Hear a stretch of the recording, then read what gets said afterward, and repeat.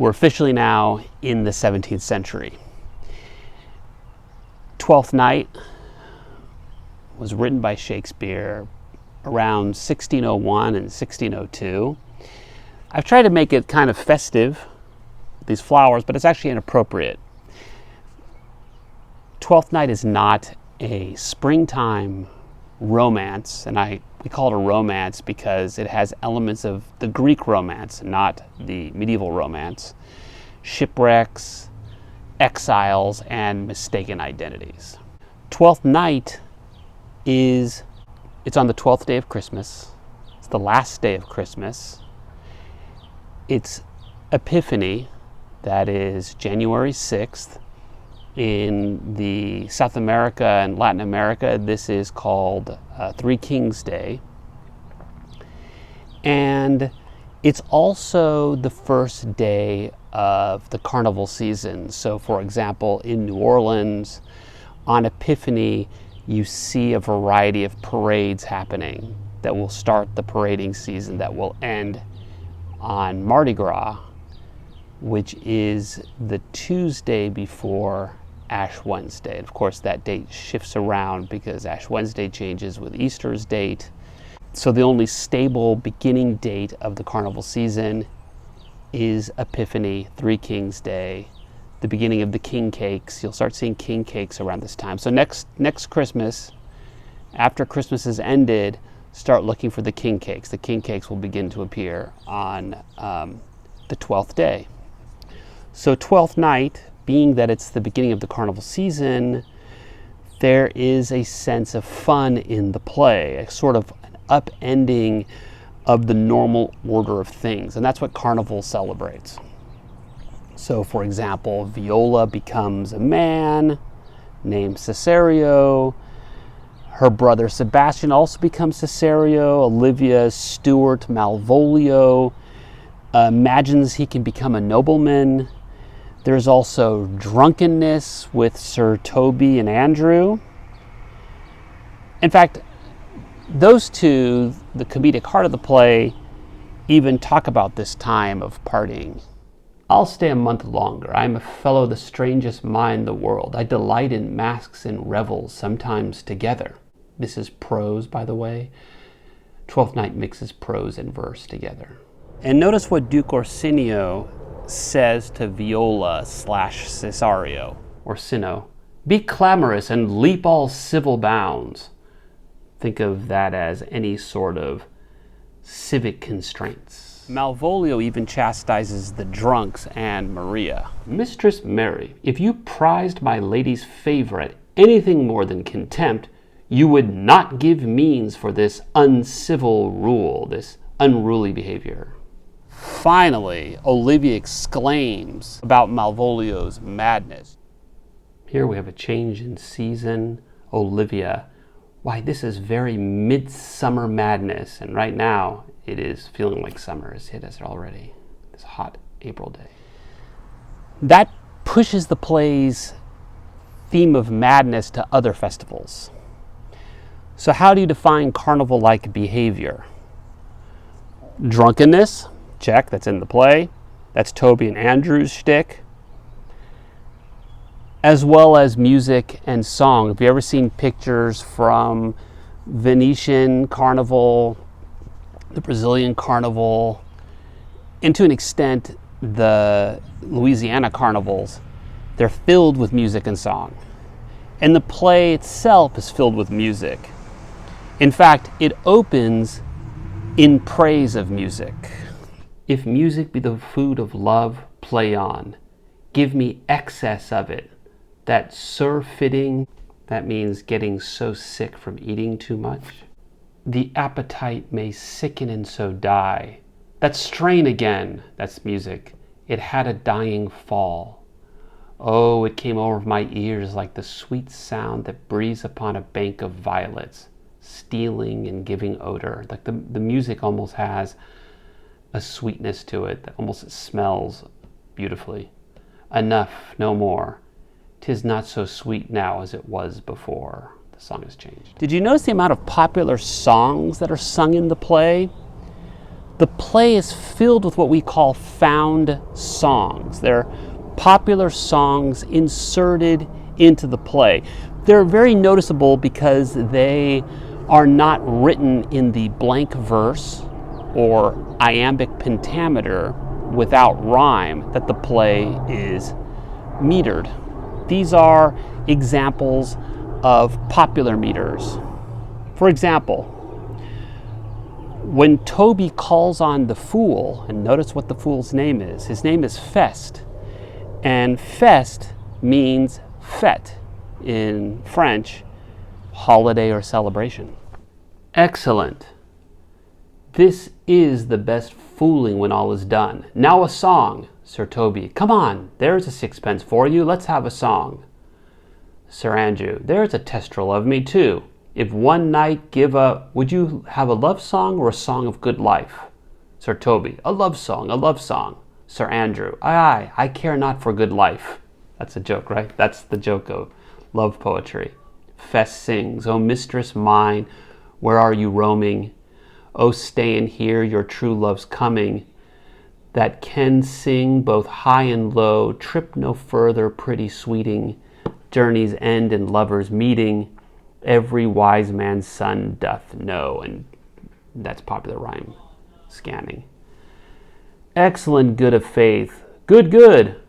What is love? 'Tis not hereafter. Present mirth has present laughter. What's to come is still unsure. In delay there lies no plenty. Then come, kiss me, sweet and 20. Youth's a stuff will not endure. What is love? It's about living now. It's about mirth and laughter. That's the carnival. And the future? That's the unknown. In waiting there lies no plenty, the song says, no abundance, just lack and desire. This is not a medieval song in the sense of the form-fixed poems we looked at, nor is it even a Petrarchan one. It's a popular song. It's not about the virtues of suspended desire, but about the quick and present access of joy, right? Through kisses. So kiss me now, it says. And then it evokes a Renaissance topos you saw in Shakespeare's sonnets. Youthfulness as a stuff, a quality that will not last. That's what we call the time the destroyer topos, right? That was everywhere in the sonnets. Your beauty cannot last. Your joy cannot last. When you encounter so contagious a thought, you have to think of the way lyric inserts not only are framed by the narrative, in other words, this popular song that's popped into a story and is guided by the story towards a particular meaning, making its message specific to the narrative and the narrative circumstances that surround it. An inserted lyric like this, putting a song into a play like this, becomes a sort of commentary. And Shakespeare would know this because of the Roman chorus in Tragedies of Seneca.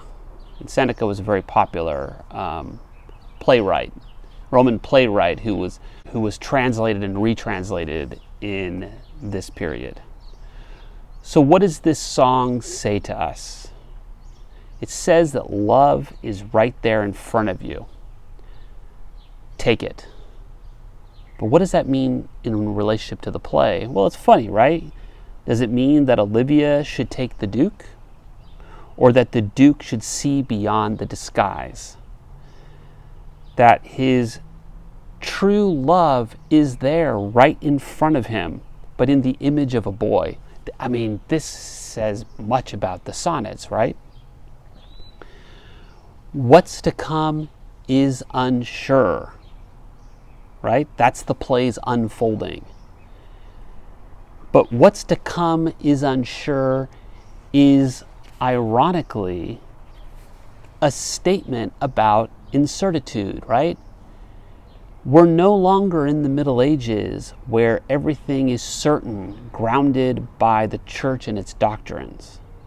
We're now in the era of the Protestant Reformation, where all previous certainty has been upended, where there is epistemological uncertainty. Look, for example, at Malvolio trying to interpret letters in a fake letter. That helps explain all of these concealed identities and shape-shifting and confusions. Not only that Viola becomes a man and then a girl again when she puts on her clothes, but that a boy actor would play Viola, a girl character, turning back into a boy when Viola is playing Cesario, and then back into a girl again when he's playing Viola. You notice how conscious the play is about this feature of plays of the period? But also when both Viola and her brother Sebastian turn into twins right before our eyes. That Cesario has two bodies. One face, one voice, one habit in two persons?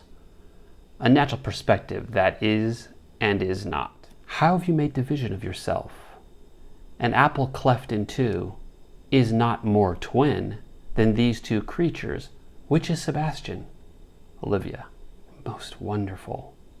That's the terms of miracles. Sebastian. Do I stand there? I never had a brother. Nor can there be that deity in my nature of here and everywhere. I had a sister whom the blind waves and surges have devoured. And then there's the possibility of tragedy, too, when Viola describes a woman's love, Orsino. And what's her history? A blank, my lord. She never told her love, but let concealment, like a worm in the bud, feed on her damask cheek. She pined in thought, and with a green and yellow melancholy, she sat like Patience on a monument. That's an allegorical figure. In other words, the person she loved, she never said anything about.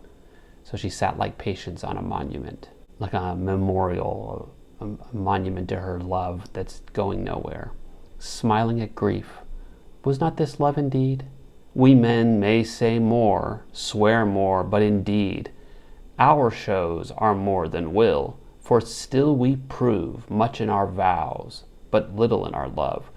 We men, this is Viola pretending she's Cesario, we men pretend we're in love with all our words, but we rarely show it truly, like she did.